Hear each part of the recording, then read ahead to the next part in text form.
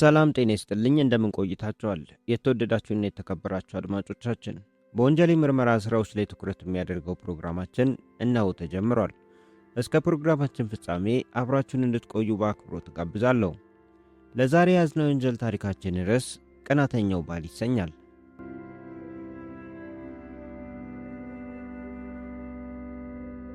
በሰሜን ጎንደር ቀዝቃዛ አየርና ውብ ተፈጥሮ ውስጥ እንደ ዕንቁ የምታበራ አንዲት ወጣት ነበረች።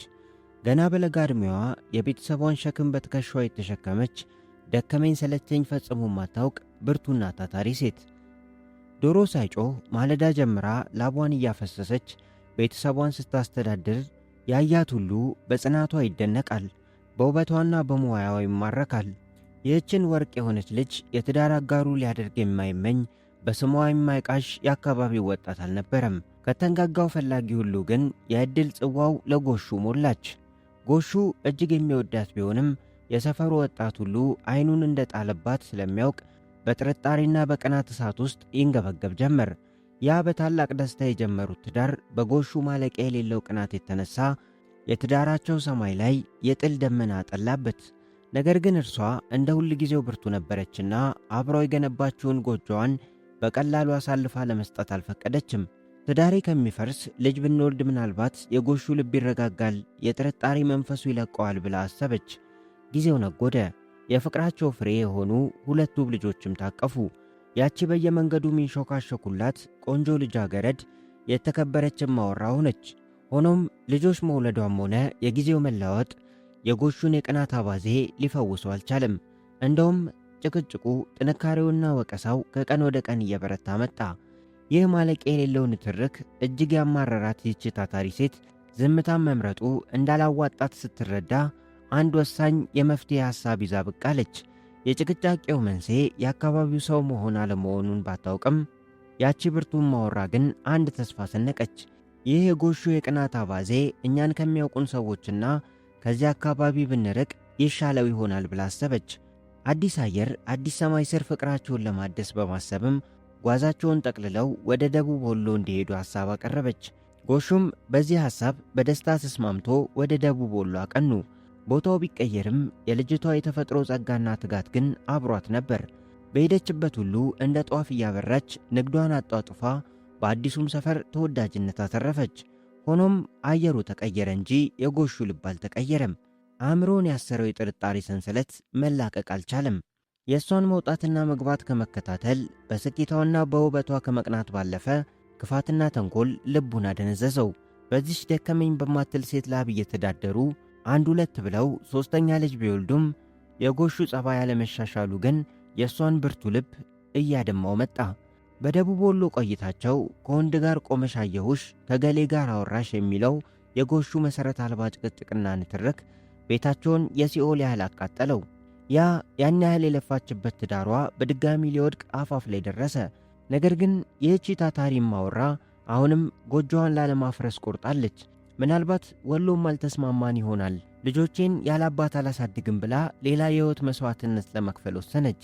መኖሪያቸውን ዳግም ወደ ድሬዳዋ ከተማ እንዲቀይሩ ሐሳብ አቀረበች። መላ ቤተሰቡን ይዛ የኑሮን ሸክም እንደለመደችው በትከሻዋ ተሸክማ ወደ ድሬዳዋ ገቡ። ድሬዳዋ የፍቅርና የንግድ ከተማ ብትሆንም ግን ለጎሹ ምንም አላደረገለትም። አሁንም የውሻ ጅራት ሆኖበት ምንም ለውጥ አላመጣም። ለተወሰነ ጊዜ ጸባዩ የተስተካከለ ይመስልና መልሶ ያው የጥርጣሬ መንፈስ ያደርበታል። እሱ ሰርቶ ቤተሰቡን ከማስተዳደር ይልቅ በወሬና ባሉባልታ ተጠምዶ እሷን በወጣች በገባች ቁጥር ይነዘንዛታል። ቅናቱ ቤቱን ሲበጠብጠው ልጆቹንና ሚስቱን ያወካል። የጎሹን ጩኸትና ጭቅጭቅ ችላ ብላ ጆሮ ዳባ ልበስ በማለት ለልጆቿ ስትል ሩጫዋን ቀጠለች። በድሬዳዋ የተለያዩ መንደሮችና ቀበሌዎች ልዩ ልዩ ዕቃዎችን እያዞረች ስትነግድ ስሟ ገነነ። ከሰው ጋር የመግባባት ልዩ ተሰጥኦ፣ ደከመኝ የማትለው ትጋቷ፣ ከሁሉ በላይ ደግሞ የያዘችው ሁሉ የሚባረክላት ቅንነቷ በድሬዳዋ ምድር የብዙዎቹን ልብ ገዛ። ቤቱ የሰላም መሆኑ ቀርቶ የሁከት አድማ ቢሆንም ጎሹ አላስቆም አላስቀምጥ ብሎ እረፍት ቢነሳትም እሷ ግን ፈጣሪዋን እያመሰገነች ውላ በጤና መግባቷን እንደ ትልቅ ጸጋ ቆጥራ ለልጆቿ ስትል መከራውን ሁሉ ቻለችው። ድካም የማይበግራት ይቺ ብርቱ እናት በዛው በድሬዳዋ ከተማ ልዩ ስሙ 02 ጎሮ ተብሎ በሚጠራው ሰፈር ጎጆዋን አጽንታ 3 ልጆቿን ማሳደግ ለእርሷ ከባድ አልነበረም። በዛው በድሬዳዋ ከተማ ልዩ ስሙ 02 ጎሮ ተብሎ በሚጠራው ሰፈር ጎጆዋን አጽንታ 3 ልጆቿን ማሳደግ ለእርሷ ከባድ አልነበረም። የድሬዳዋን ንዳድ ፀሐይ ሳትፈራ ብርዱን ሳትሳቀቅ ልባስ ጨርቅ እያዞረች በመሸጥ ልጆቿን ለማስተማር ስትደክም አንዴም አረ ተቃጠልኩ ብላ አላማረረችም። የከበዳት የፀሐዩ ግለት ወይም የንግዱ ድካም አልነበረም። ሰላሟን ነስቶ እረፍት አሳጥቶ ጤናዋን እስከ ማወክ የደረሰው የጎሹ ማለቅ የሌለው ቅናትና ጭቅጭቅ እንጂ። እንዲህ እያለ የጭንቅና የመከራ ቀናት ተቆጥረው ወራትን አልፈው ዓመታት ነጎዱ። ከጎሹ ጋር ከተጋቡ ያንን ሁሉ መከራ በትከሻዋ መሸከም ከጀመረች ድፍን 22 ዓመታት አለፉ። አዎ 22 የትዕግሥት ዓመታት። በእነዚህ ጊዜያት ውስጥ ልጆች አደጉ። ያቺ ትዳሬን ለማትረፍ ብላ የወለደቻት የመጀመሪያ ልጇ እንኳን 20 ዓመት ሞላት። አሁን ግን ነገሮች ተቀይረዋል። ያቺ ለ22 ዓመታት በትዕግሥት ያሳለፈች ታታሪ ማወራ የጎሹ ጭቅጭቅ በቃኝ እስከ ማለት ደርሳለች። ጎሹ ግን አሁንም በዚያው ቅናቱ እንደታወረ ነው። የእሷ በሰዎች ዘንድ መወደድና የእሷ ጥንካሬ አሁንም የቅናት እሳት ውስጥ ያነደዋል። ጸጉሩ እየሸበተ የልጅ አባት ሆኖ ሲያበቃ እንደውም እንደ አፍላ ጎረምሳ ዘራፍ ማን የደፈረኝ ማን አየብኝ እያለ ቡር ቡር ይላል። ቤቱን በጩኸት ያምሳል። ቅናት ጭንቅላቱን ሙሉ በሙሉ ስለተቆጣጠረው ምን እንደሚናገርና ምን እንደሚያደርግ እንኳን እስከማያውቅ ድረስ የውቅያኖስ ማዕበል ሆኗል። የአካባቢው ሰው፣ ጎረቤት፣ መንገደኛ ሁሉ እስኪታዘበው ድረስ ሚስቱንና ልጆቹን ያለምንም ርኅራኄ ማሰቃየቱን ተያያዘው። በዚህ የውከት መንፈስ ውስጥ ልጆች ምንም ማድረግ አልቻሉም። አባታቸው በክፋት ሲያበሳጫቸው፣ ሲያንገላታቸውና ሲሰድባቸው አንገታቸውን ደፍተው እንባቸውን ውጠው ከመታዘብና ከመስማት ውጪ አንዳች ቃል ትንፍሽ አይሉም ነበር። ይቺ ምስኪን እናታቸው ቀኑን ሙሉ ፀሐይ ጠብሷት በላቧ አቅልጣ በመጣችው ገንዘብ ለጎሹ የሚበላው ቀለብ ተገዝቶ በስሎና ጣፍጦ ይቀርብለታል። ይህ ሁሉ ውለቷ ግን የጎሹን ልብ አላራራውም። ይባስ ብሎ ከማወራዋ እጅ ያን ደክማ ያገኘችውን ሳንቲም ነጥቆ ከውጪ ሲጠጣ አምሽቶ እየተንገዳገደ እኩለ ሌሊት ቤቱን ያንኳኳል። በዚህ ሁሉ ግፍ ውስጥ ይህን አታደርግ ብሎ የሚሞግተው ማንም አልነበረም። የሚገርመው ግን የቤተሰቡ ዝምታና ትዕግሥት ለጎሹ ሰላም አልሰጠውም። የሚቃወመውና የሚገዳደረው ሰው በማጣቱ ብቻ የባሰ ያብዳል። እንደተለመደው ካልተደባደብኩ ካልተጋደልኩ እያለ እንደ እብድ ይደነፋል፣ ይሰድባታል፣ እረፍት ይነሳታል። እሷና እሱ ሰማይና ምድር ሆኑ። እርሱ በስንፍና ማቅ ውስጥ ሲዘፈቅ፣ እርሷ ግን በጉብዝና ወደፊት ትገሰግሳለች። እርሱ ወደ ኋላ ሲጎትታት፣ እርሷ ግን የነገን ብርሃን እያየች ወደፊት ትራመዳለች። እርሱ ትዳሩን በገዛ እጁ ለማፍረስ ሲቧጥጥ፣ እርሷ የፈረሰውን ለመጠገን እያባበለች ሁሉም በዝምታ ታልፋለች። እርሱ በቅናት ሲቃጠል፣ እርሷ በትዕግሥት ትጸናለች። ይህ ፍጹም የሆነ ተቃርኖ፣ ይህ የእሷ ከፍታና የእሱ ዝቅታ በጎሹ አእምሮ ውስጥ ከባድ የሆነ የበታችነት ስሜት ፈጠረበት። የእሷ በብርታት መቆም፣ የእሱ ደግሞ በክፋት መውደቅ እረፍት ነሳው። እናም ይህን የበታችነት ስሜቱንና የቅናት እሳቱን ለማጥፋት ማንም ያላሰበውን ማንም ያልገመተውን አንድ አሰቃቂና ዘግናኝ ድርጊት ለመፈጸም የክፋት ውሳኔውን አሳለፈ። ጊዜው 2008 ዓመተ ምህረት ነው። ድሬዳዋ ላይ የክረምቱ ዝናብ እንደ ክረምትነቱ አልበረታም። የከተማዋ የተለመደው ሙቀት አሁንም አልፎ አልፎ ያቃጥላል። በዚህ ወራት ውስጥ ግን በጎሹ አእምሮ ውስጥ ሌላ ከባድ እሳት ይንቀለቀል ነበር። የበታችነት ስሜቱን የሚበቀልበት፣ ሚስቱን አንጀቷን አሳርሮ በቅናት የሚያሳብድበትን አንድ የክፋት መንገድ አውጠንጥኖ ደመደመ። ያሰበውን የጥፋት ሴራ ለመፈጸምም በጨለማው የሐምሌ ወር ክረምቱ አምርሮ በሚዘንብበት በሰሜን ጎንደር ትውልድ ቀዬው ከተፋለ። ለአብሮ አደግ ጓደኞቹና ለቤተሰቡ የልጆቼን እናት ፈትቻለሁ፣ ስለዚህ የሚገባኝን አዲስ ሚስት ፈልጉልኝ ብሎ አወጀ። በክረምት ጭቃ ለማግባት እንደተጣደፈ አፍላ ጎረምሳ ወዲያ ወዲህ እያለ ያቺን ታታሪ ሚስቱን ለማስቀናት ብቻ ሲል ሁለቱም በጋራ ከሚያውቋቸው ሰዎች የተወለደች አንዲት የሰሜን ጎንደር ጉብል በአደባባይ አገባ። ይህ ሁሉ ድግስና ሰርግ የተፈጸመው በወርሃ ነሐሴ 2008 ዓ.ም ነበር። የጎሹ ዋና ዓላማ ግን ትዳር መመስረት አልነበረም፣ ያችን ምስኪን ማወራ በቅናት ማሳበድ እንጂ። እናም ጊዜ ሳያጠፋ የጫጉላ ጊዜውን እንኳን በቅጡ ሳይጨርስ በጥቅምት ወር 2009 ዓ.ም አዲሲቱን ሙሽራ አስከትሎ ወደ ድሬዳዋ ተመለሰ። ይህኔ ስታየኝ በቅናት አብዳ እያለቀሰች ትንበረከካለች የሚል ከንቱ ተስፋ ሰንቆ ነበር የመጣው። ያቺ ብርቱ ማወራ የጎሹን ትዳር መበተንና ከአዲስ ሙሽራ ጋር ከሰሜን ጎንደር መመለስ ስትሰማ እሱ እንዳሰበው ከመቅናትና ከመንሰቅሰቅ ይልቅ እሳይ እንኳን ተገላገልኩ ብላ በደስታ ፈነደቀች።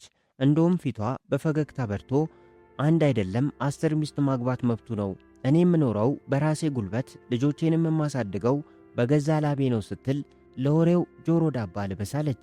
የጎሹ ድርጊት የቅንጣት ያህል እንኳን አላስከፋትም፣ አልሰበራትም። ይህ ምላሽ ለጎሹ ፈጽሞ ያልጠበቀው እንደ መብረቅ ያናወዘው ክስተት ሆነበት። የገዛ መሳሪያው ከሸፈበት። እሷን ለማሳበድ ያመጣው ዘዴ መልሶ ራሱን አሳበደው። አለመቅናቷ፣ ከእርሱ መላቀቋን እንደ ትልቅ ጸጋ ማየቷ ንዴቱን አባባሰው። አሁን ብስጭቱ እንደ ድሮው የተለመደ የቅናት እሪት አልነበረም። እጅግ ጠሊቅ የሆነ ከባድና አስፈሪ የክፋት ማዕበል ሆነበት። እንዴት በእኔ አልቀናችም? እንዴት እንደዚህ በድፍረት ትኖራለች? እያለ ማሰብና መብሰልሰል ያዘ። ከዚህ በኋላ እሷን የሚጎዳበትንና ሰላሟን የሚያፈርስበትን ሌላ የጥፋት መንገድ ማውጠጠሉንም ተያያዘው። ጎሹ ባሰበው ልክ አልሆነለትም። ይህ አዲሱ ትዳሩ እንደ ቀድሞ ጸንቶ እንደማይዘልቅለት ገና በጠዋቱ ገባው። እሱ ያገባው ለፍቅር ኑሮን ለመመስረት ሳይሆን ያቺን ቤተሰብ ወዳድና ታታሪ ሚስቱን ለማስቀናትና አንጀቷን ለማሳረር ነበር። ግን ምን ያደርጋል፣ ያሰበው ተገላቢጦሽ ሆነበት። ተስፋ መቁረጥ ውስጡን አደቀቀው። ዝንጀሮ ገደል ተብሎ ከሚጠራው አካባቢ በተከራየው ቤት ውስጥ ያቺ ለማስቀናት ያመጣት አዲስ ሙሽራ እንደ ቀድሞዋ ታታሪ ሚስቱ የተንደላቀቀ ጉርስ አታቀርብለትም። እንደ ንጉሥ አትንከባከበውም፣ አታባበለውም። የውሃ ሽታ የሆነበት ያ የተንደላቀቀ የቀድሞ ኑሮው ትዝ አለው። እናም ያሰበውን የክፋት መንገድ ከግብ ለማድረስ እርግፍ አድርጎ ጥሏት ወደ መጣው የድሮ ሚስቱ ለመሄድ እግሩን አነሳ። የጥፋት ሐሳብ እያሰላሰለ ከቤቱ ወጣ። ወሩ ጥቅምት ገብቶ 10 ቀናት አልፈዋል። የድሬዳዋ አየር ጸባይ በዚያን ቀን ለየት ብሏል። ሌሊት ላይ እንደ ሌላው የሀገራችን ክፍሎች ከበድ ያለው ቅዝቃዜና ውርጭ ባይበረታም የዕለቱ አየር ግን የድሬዳዋን ሰው የሚያስደነግጥ ብርድ ይዞ መጥቶ ነበር። ማለዳ ላይ ከጠዋቱ ፀሐይ ጋር ተደባልቆ የተከሰተው ያ ያልተለመደ ውርጭ እስከ ቀትር ድረስ ዘልቋል። ለወትሮው በሙቀቷ የምታስጨንቀው ድሬዳዋ በዚያን ቀን አየሯ ልብስ የሚያስደርብ ቅዝቃዜ ያዘለ። ሙቀት እንጂ ብርድ ያለመደው የድሬዳዋ ሰው ይህ ክስተት ቤት ውስጥ ክተት ብሎ እንዲውል አስገደደው። የባሰበትና የግድ የሆነበት ሰው ካልሆነ በቀር አብዛኛው ነዋሪ ከሞቀ ቤቱ አፍንጫውን አላወጣም ነበር። ያቺ ብርቱና ታታሪ ማወራ ግን ብርድ መጣ ውርጭ ወረደ ብላ አልተኛችም። እንደ ልማዷ ማልዳ ተነሳች። ፈጣሪዋን በጸሎት ተማጽና ምሕረትና በረከትን ለምና ከቤቷ ወጣች። ገና በሌሊት ወስቶ በማያልቀው ላቧ ለዕለቱ ንግዷ የሚሆናትን የልባሽ ጨርቅ ተጫርታ ገዛች። ፀሐይዋ ብቅ ብላ ረፈድ ሲል ደግሞ ያንን በድካም ያመጣችውን የልብስ ቋጠሮ ፈታ ስራዋን ጀመረች። ለእይታ የሚነጠፈውን በየፈርጇ ነጠፈች። የሚሰቀለውን በየቀለሙ ሰቀለች። ኑሮዋን ለማሸነፍ በብርዱ ውስጥ ያለምንም ከልካይ ንግዷን ተያያዘችው። እርሷ በንጹሕ ልብ ሥራዋን ስትሠራ፣ ጎሹ ግን የጥፋት ቋጠሮውን ቋጥሮ ወደ እርሷ እየገሰገሰ ነበር። በዛች ጠዋት ጎሹ ቀኑን በሰላም አልጀመረም። ማልዶ ተነስቶ ቁርሱን በልቶ ከመውጣት ይልቅ ከአዲሲቷ ሚስቱ ጋር ሲነታረክ አረፈደ። የነገር ዛሩን በጠዋት ካሟሟቀ በኋላ ፊቱን አዙሮ ቀጥታ ያመራው ወደ ታታሪዋ የቀድሞ ሚስቱ የንግድ ቦታ ነበር። ከሩቅ አያት። አጠገቧ ሲደርስ እንደለመደው በቀጥታ ወደ ስድብ አልገባም። እርሷም ምንም አላለችውም፣ ዝምታን መረጠች። እሱ ግን ወደምትሰራበት መደብ ተጠግቶ የልብስ ሻጭ መሆኗን እያወቀ አንድ ያልተለመደና የማያስፈራ ጥያቄ ጠየቃት። መቆፈሪያ፣ ሸራና ማዳበሪያ ስጪኝ አላት። እንኳን ተገላገልኩት ብላ የነበረችው ሰውዬ መልሶ ፊቷ ላይ ድቅን ማለቱ እጅግ አበሳጭቷት ነበር። የሚፈልገው ዕቃ እርሷ ጋር እንደሌለ ስትገልጽለት ጎሹ የፈለገውን የነገር ሰበብ አገኘ። እንደለመደው አፉን ከፍቶ መሳደብ ጀመረ። ከመሳደብም አልፎ ስሟን ለማጥፋት ክብሯን ለማዋረድ ሲል አስከፊና ዘግናኝ ቃላትን ያዥጎደጉድባት ጀመር። ያቺ ምስኪን ማወራ ግን አሁንም አንዲት ቃል አልመለሰችለትም። ዝም እንዳለች ነው። እሱ ግን ያን ሁሉ መጥፎ ነገር ሲያደርግ የእሷ ምላሽ አለመስጠት ከምንም በላይ ያበሳጨዋል። ትዕግሥቷ እሳት ይሆንበታል። ስድቡን ሲጨርስ ራቅ ብሎ ተቀመጠ። ትንሽ ቆይቶም ከገበያው ስፍራ ተነስቶ ሄደ። በጎሹ አሳፋሪ ድርጊት የተማረረችው ማወራ ቀኑን እንደምንም ገፍታ ምሽት ሲቃረብ ወደ ሞቀ ቤቷ ለመግባት ተሰናዳች። ትኩረቷ ሁሉ ዕቃዋን በሥርዓት ማሸግ ላይ ነበር። ነገር ግን አላየችውም እንጂ ጎሹ አልሄደም ነበር። ተመልሶ መጥቶ እያንዳንዱን እንቅስቃሴዋን እንደ አዳኝ አውሬ በድብቅ ይከታተላት ነበር።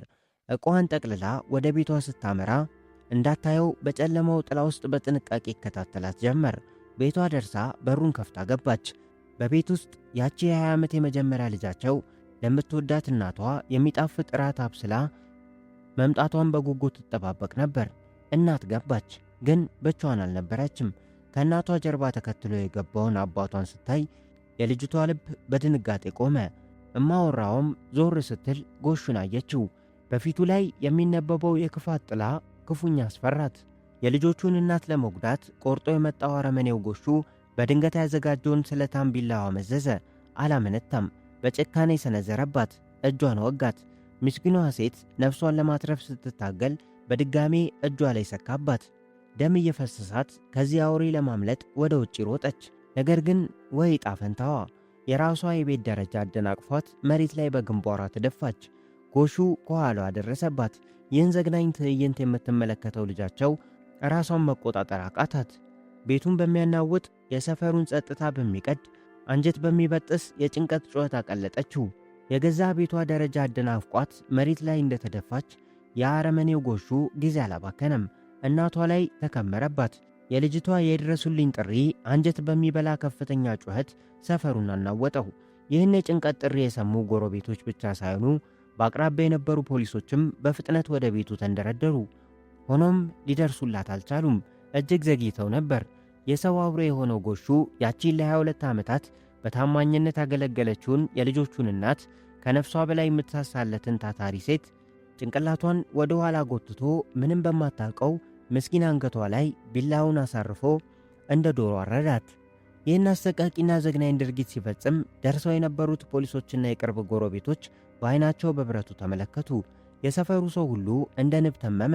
ያቺ ደከመኝ ሰለቸኝ ሳትል ማለዳ ወጥታ ማታ የምትገባ ታታሪ ማወራ ንጹሕ ደሟ በገዛ ቤቷ ደጃፍ ላይ ተንጣለለ። ብሩህ የነበሩት ዓይኖቿ ብርሃን አጡ። ለቤተሰቧ ኑሮ ሲል ውርጭና ፀሐይ የተፈራረቀበት ግንባሯ በሞት ቅዝቃዜ ከመሬቱ ጋር ተገናኘ። በገዛ ደሟ ተዘፈቀች። ያቺ የ20 ዓመት ልጅ እናቷን በዓይኗ ፊት ስትታረድ ያየችው ምስኪን ራሷን መቆጣጠር አቃታት። በድንጋጤ እብደት ውስጥ ሆና በደም የተነከረችውን እናቷን ለመንካት እንኳን ፈርታ መሬት ላይ እየተንከባለለች ጩኸቷን አቀለጠችው።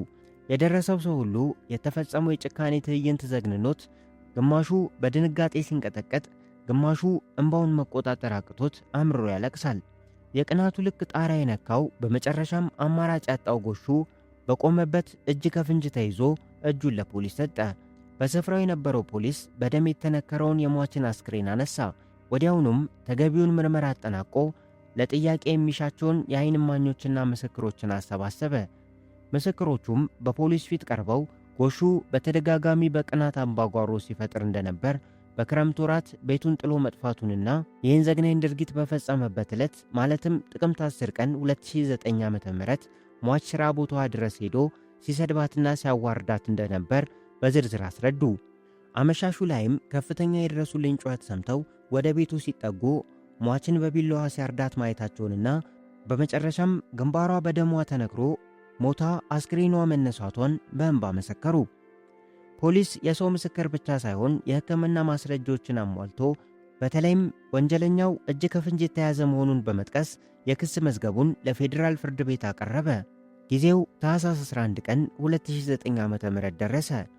በድሬዳዋ ከፍተኛ ፍርድ ቤት በተከሳሽ ጎሹ ላይ የተከፈተውን የነፍስ ግድያ ክስ ለመዳኘት ችሎቱ ተሰየመ። ዕለቱ ለመጨረሻ ውሳኔ ቀጠሮ የሰጠበት ቀን ነበር። ፍርድ ቤቱ የቀረበለትን ማስረጃ መርምሮ ተከሳሹ በፈጸመው ዘግናኝ የሰው መግደል ወንጀል ጥፋተኛ መሆኑን አረጋገጠ። ሕጉ በሚያዘው መሠረትም እንዲከላከል ዕድል ቢሰጠውም ተከሳሹ ጎሹ ለፈጸመው ወንጀል ምንም አይነት መከላከያ እንደሌለው አሳወቀ። በመጨረሻም ፍርድ ቤቱ ውሳኔውን አሳለፈ። ተከሳሽ ጎሹ የልጆቹን እናት የሰው ልጅ ላይ ሊፈጸም በማይገባ እጅግ በጣም ዘግናኝና አሳዛኝ ሁኔታ የገደለ በመሆኑ ይህ አገዳደሉም የግለሰቡን የጭካኔ ጥግ የሚያሳይና ለሌሎችም ትልቅ ትምህርት ይሆናል ብሎ በማመን በወንጀል ሕጉ አንቀጽ 149 መሠረት በ20 ዓመት ጽኑ እስራት እንዲቀጣ ሲል በማያዳግም ሁኔታ ፈረደበት።